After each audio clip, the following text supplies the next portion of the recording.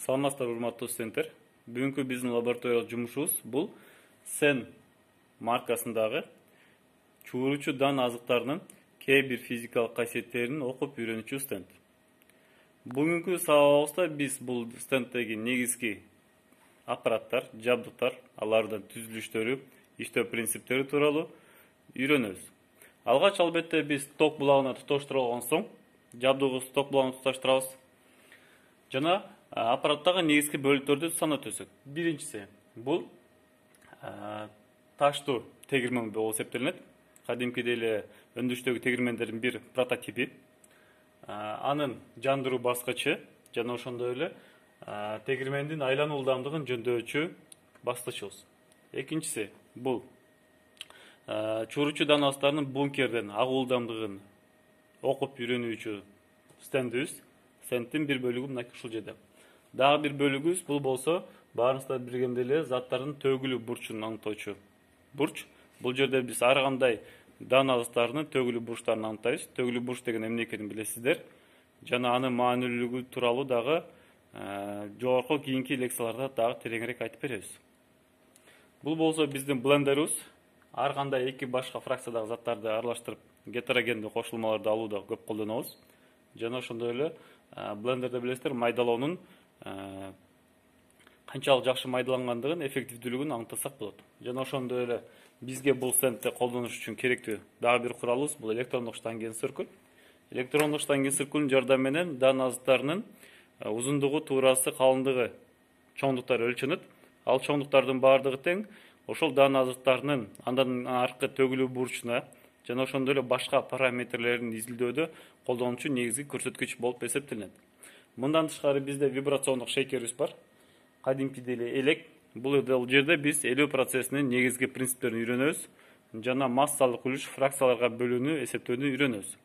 Алгач тегирменден баштасак, жогоруда айтылгандай эле тегирмен үчүн бизге таштар керек. Бизде ар түрдүү диаметрдеги таштарыбыз бар. Мисалы төмөндө диаметри чоң болгон таштарыбыз бар.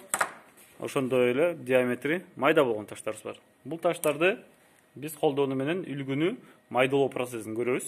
Тегирменди иштетиш үчүн алгач биз жандыруу баскычын базабыз. Мында аппарат жанат дагы жана анын айлануу ылдамдыгын ротациялык түрдө болгондуктан каалагандай ылдамдыкка алып келүү менен биз иштетүү процессин жүргүзсөк болот. Мында албетте ичине биздин үлгү салынуучу таштарыбыз да салынат жана үлгүбүздүн массасы көрсөтүлгөн таразы аркылуу тартылып туруп андан кийин салынат.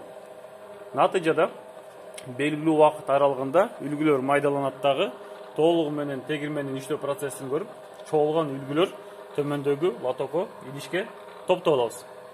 Топтолгон үлгүлөрдүн массасын таразага тартуу менен биз канчалык деңгээлде майдалангандыгын, майдалануу даражасын аныктасак болот.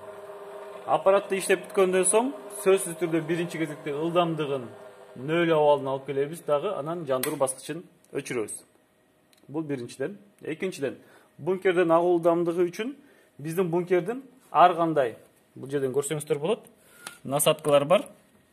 Диаметрлери ар түрдүү болуп эсептелет. Көбүнчө 6, 9, 12, 15 мм диаметрде. Бул диаметрлерди колдонуу менен биз бункерден үлгүлөрдүн агуу ылдамдыктарын өлчөйбүз. Мисалы, буудайдын, күрүчтүн, буудайдын ар кандай сорттору фракцияларга бөлгөндөн кийин агуу ылдамдыгын аныктасак болот.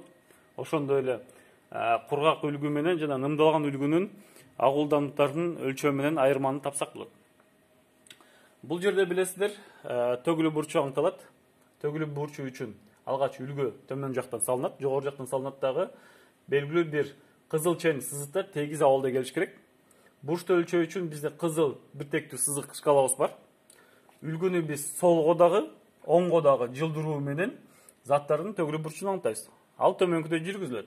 Мисалы, тегиздеп алгандан соң биз алгач 0 градустан баштап кандайдыр бир жай кыймыл аракет жасоо менен заттын агуусун байкайбыз.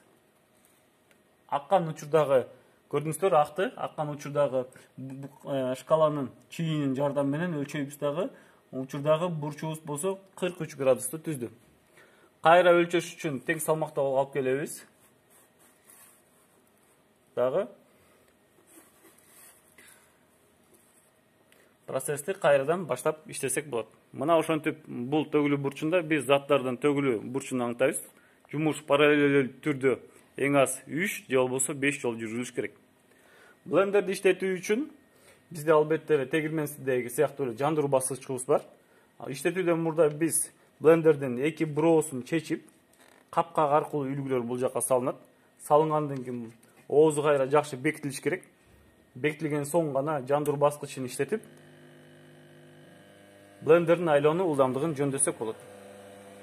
Албетте колдонуу усулуңуздарда көрсөтүлгөн канча убакытка жана кандай үлгүлөрдү салуу менен процессти токтотсок болот.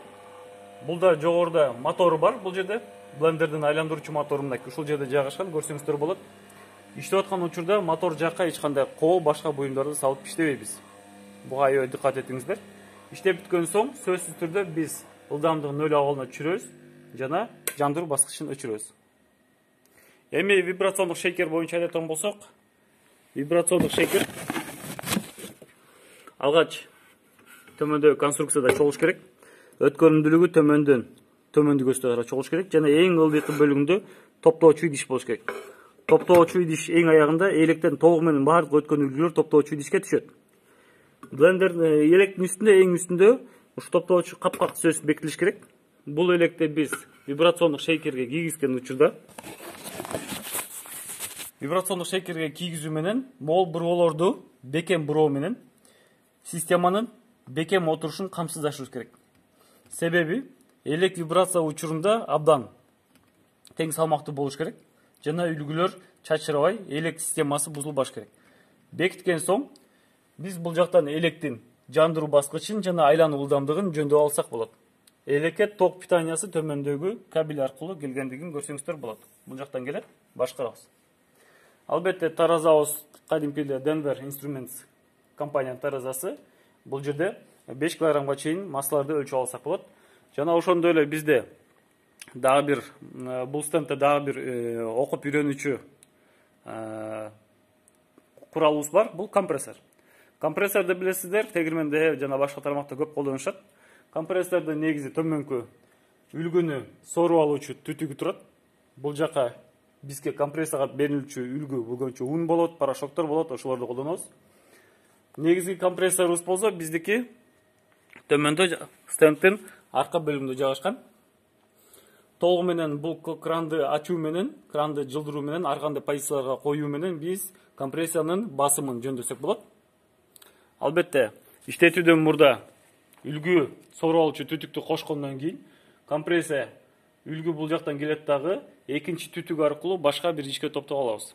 Топтоочу идишке сөзсүз түрдө жабык бир жакшы идиш болуш керек. Бул көбүнчө желим пакеттерди колдонсок болот, же болбосо жабык контейнерлерди колдонсок жакшы. Иштетүүдө албетте биринчи алгач компрессордун баскычын жандырабыз.